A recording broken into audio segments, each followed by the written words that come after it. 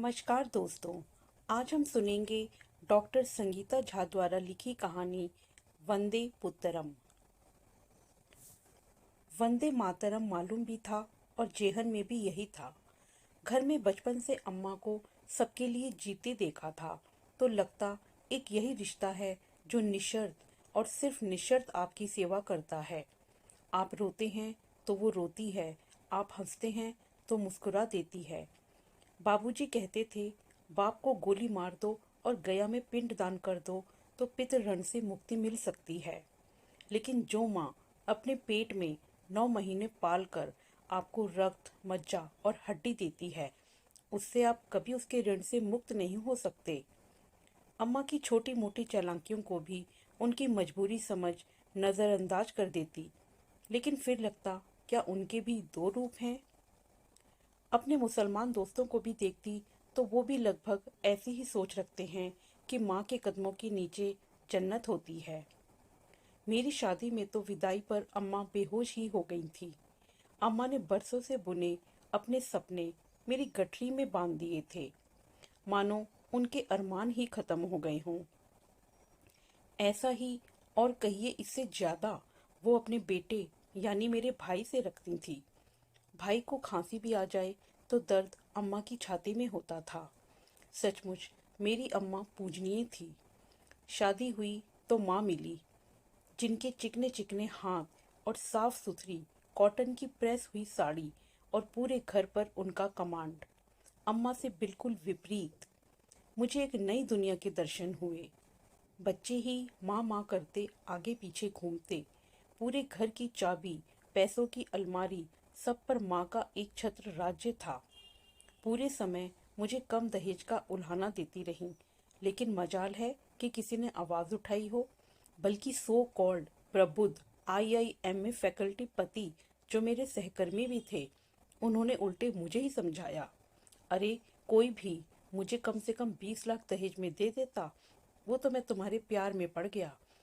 किसी का भी इतना नुकसान हो तो वो बट नेचुरल है, चिल्लाएगा ही। शुक्र मानो तुम्हें बाल खींचकर घर से बाहर नहीं निकाला। हमारे गांव में तो सास बहू को मारती भी है और बहू चुप रहती है। मैंने अपने पति का एक नया रूप देखा।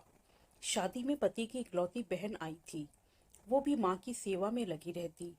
जब माँ बाबूजी सोते तो बेचारी ननंद अपने 4 महीने की बेटी को पेड़ के नीचे बगीचे में सुलाने जाती।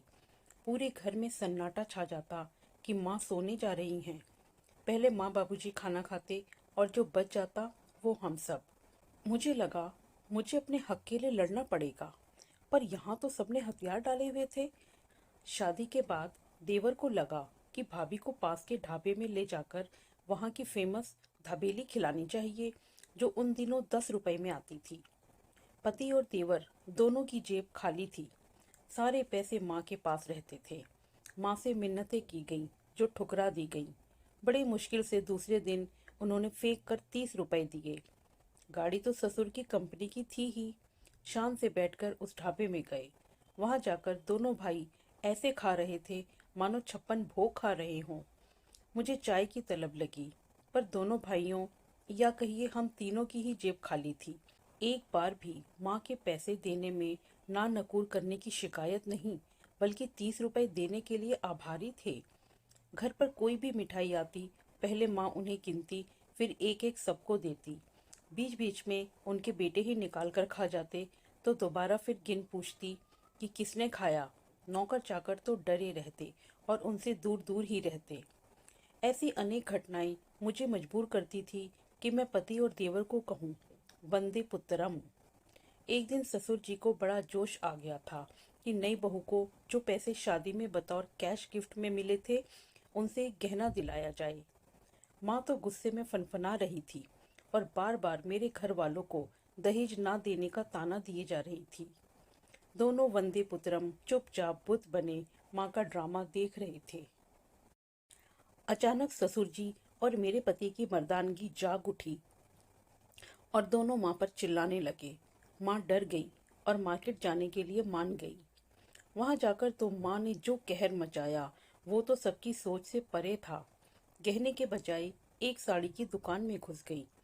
मरते क्या ना करते हम लोग उसी दुकान में जा पहुंचे। वहां पतिदेव ने मेरे लिए बहुत अच्छी साड़ी पसंद की और दुकानदार से पैक कर बिल देने के लिए कहा। सब कुछ तैयार हो गया, लेकिन पैसे तो माँ के पर्स में थे। जैसे ही पति ने पैकेट और बिल हाथ में लिया तो माँ वहां नजर नहीं आई। यहाँ वहां ढूंढा तो पाया माँ तो पर्स लेकर बाहर खड़ी हैं।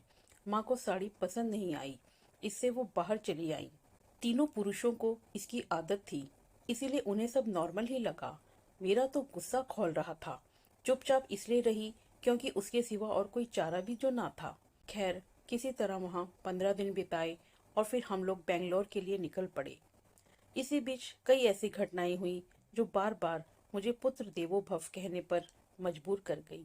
हमारी जिंदगी ठीक ठाक ही चल रही थी, सिवाय इसके कि साल में 1 महीने के लिए माँ जरूर आती और कभी मेरी चप्पल जैसी लाल चप्पल तो कभी मेरे कंगन जैसे कंगन की डिमांड। और बेटा सब कुछ छोड़ बड़ी शिद्दत से अपनी माँ की फरमाइश पूरी करने में लग जाता। एक बार तो हद ही हो गई। मेरी चप्पल लाल रंग की थी और उस दुकान में ठीक वैसी ही चप्पल जामुनी रंग में थी। मुझे लगा चप्पल का कंपटीशन था, रंग का नहीं। मैं ले आई। माँ ने चप्पल फेंक दी कि उन्हें लाल चप्पल ही चाहिए। मुझे भी गुस्सा आया। मैंने पति से कहा, हद है तुम्हारे माँ के शौक की, इस उम्र में भी लाल चाहिए, मेरी ले ले। पति ने आव देखा ना ताव मेरे गाल पर एक तमाचा जड़ दिया। मैं तो जैसे पागल हो गई और अहम की चोट मजबूर कर रही थी कि इस आदमी को छोड़ना ही बेहतर है। पति ने माफी मांगी और दोस्तों ने सुलह करवाई, पर माँ टस से मस नहीं हुई, बल्कि अपने बेटे के मुझ पर हाथ उठाने को मर्दानगी की संज्ञा दी। हमारी 1 हफ्ते की मूक लड़ाई ने उन्हें बड़ा बल दिया। मैं हर बार अवाक हो जाती कि इस बेटे का माँ के लिए इतना प्यार कैसे है, जबकि माँ में ऐसी कोई चीज भी ना थी जिसके लिए बेटे दीवाने हों। फिर मेरा बेटा हुआ, पर यहाँ समीकरण ठीक उल्टे थे। मैं बचपन से ही अपने बेटे की दीवानी थी, उसके लिए कुछ भी कर गुजरने के लिए तैयार थी। यहाँ तक कि किचन में भी काम करते वक्त वो मेरी पीठ पर बंधा रहता। पति चिढ़ाते कि तुम तो बस बंदे पुत्रम करती हो, बेटा क्या आया, तुम्हारी तो दुनिया बदल गई। रात को बेटा मेरी छाती पर चढ़कर सोता। कई बार तो सांस भी रुक सी जाती, लेकिन मजाल है कि मैंने खुद से शिकायत की हो। बेटा सारी सब्जियां डलवाकर मुझसे वेजिटेबल पुलाव बनवाता। फिर मैं सारी सब्जियां चुनकर बाहर निकालती। मैं और बेटा शाम को रोज पास के मैदान में खेलने जाते। मैं बॉलिंग करती और बेटा बैटिंग। मैं सिर्फ इधर से उधर दौड़कर बॉल उठाकर बेटे को देती। एक अजब सा रिश्ता था जो कभी मुझे खुद से भी शिकायत नहीं करने देता था। शायद सभी माएं इसी तरह होती होंगी। एक बार तो हद ही हो गई, जिसका पता आज तक पति देव को नहीं है। बेंगलोर के चिन्ना स्वामी स्टेडियम में इंडिया वेस्ट इंडीज का क्रिकेट मैच होने वाला था और दोनों टीम एक दिन प्रैक्टिस और दूसरे दिन मैच के लिए आने वाली थी। बेटे ने जिद पकड़ ली कि कैप्टन सौरभ गांगुली से हाथ मिलाना है। बस फिर क्या था, मेरा दिमाग लग गया कि कैसे इसे अंजाम दिया जाए। उन दिनों सेलफोन भी नहीं थे। खुद स्कूटर से इधर उधर चक्कर लगाया, लेकिन निराशा ही हाथ लगी क्योंकि सारी टिकट बिक चुकी थी। मैच के एक दिन पहले मैं टीम आने के पहले बेटे को लेकर स्टेडियम पहुंच गई। वहां 2 व्हीलर पार्किंग स्टैंड के मालिक के पास पहुंच उससे मिन्नतें की कि बेटे को क्रिकेट टीम से मिला दिया जाए। मेरी बेचैनी और पुत्र प्रेम देख उसे भी दया आई और उसने एक महिला कांस्टेबल से मिन्नत की कि वो मेरे बेटे को अपने साथ अंदर ले जाए और अपना छोटा भाई बताकर उसे वहां सौरभ गांगुली के दर्शन करा दे। उस कांस्टेबल को मुझ पर रहम आ गया। शायद वो भी किसी की माँ थी और अपना बिलखता बच्चा घर छोड़ आई थी। बस फर्क इतना सा था कि मेरे दिमाग की तरह उसके दिमाग ने छलांग नहीं लगाई थी कि ये भी किया जा सकता था। उसके बाद कांस्टेबल और बेटा अंदर। गेट पर बड़ा सा ताला, सुरक्षा बलों और पुलिस का पहरा। बेटा अंदर स्टेडियम में और मैं बाहर 2 व्हीलर स्टैंड के मालिक के साथ एक टूटी चेयर में बैठी बेटे के इंतजार में। विशाल स्टेडियम के इतने सारे गेट, लगभग भूल भुलैया की तरह। डर सा लगने लगा, अगर बेटा गुम हो गया तो। ये तो मालूम था कि जब सौरभ गांगुली को पहचानता है तो माँ बाप का नाम तो मालूम ही है। उन दिनों सेलफोन भी नहीं था। इसे पति देव को भी मालूम नहीं था कि हम कहाँ हैं। ये एक तसल्ली थी। बेटे के अंदर जाने के घंटे भर बाद खिलाड़ियों की बस आई और बंदूकधारियों के साथ सारे अंदर चले गए। चूंकि मैं दरवाजे के पास ही थी, इससे सारे खिलाड़ियों की एक झलक मुझे भी मिल गई।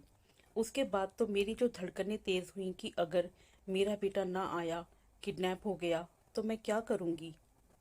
4 घंटे बाद खिलाड़ी बाहर निकले और उसके बाद पूरी सुरक्षा बलों और पुलिस की सेना।